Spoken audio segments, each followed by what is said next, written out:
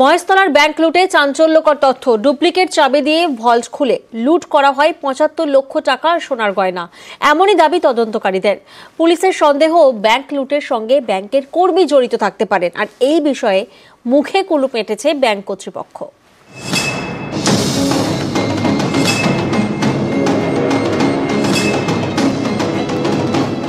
দরজা ভেঙে ব্যাংকে ঢুকে লুট, ভল্ট খুলে লুট টাকা এবং সোনার গয়না। দক্ষিণ ২৪ পরগনার মহেশতলা স্টেট ব্যাংকে লুটে প্রকাশ্যে চাঞ্চল্যকর তথ্য। তদন্তকারীদের দাবি, ব্যাংকের ভল্ট থেকে ৭৫ লক্ষ টাকা লুট হয়েছে। ভল্ট থেকে সোনার গয়নাও গায়েব। শনি ও রবিবার ব্যাংক বন্ধ ছিল। সোমবার ব্যাংক খোলার পর দেখা যায় ভল্টের দরজা খোলা। পুলিশের দাবি, ব্যাংকের পিছনের দরজা ভেঙে ভিতরে ঢুকে দুষ্কৃতীরা, তারপর চাবি দিয়ে ব্যাংকের ভল্টের দরজা খোলে।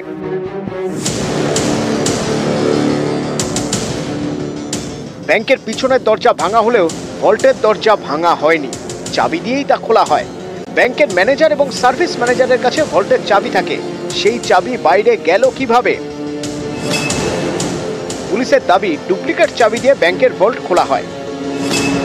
তদন্তকারীদের সন্দেহ, মহেশতলার ব্যাংকে লুটের পিছনে ব্যাংকের কোনো কর্মী জড়িত।